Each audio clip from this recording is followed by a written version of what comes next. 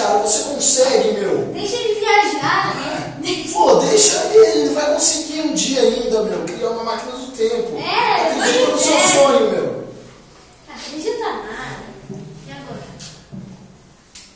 Enfim, terminei minha máquina do tempo. Agora eu vou ajustar o tempo. Vamos ver, vamos para 1580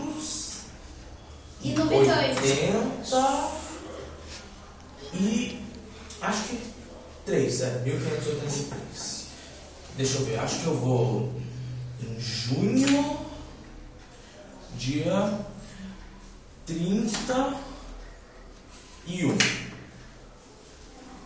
Beleza, agora eu vou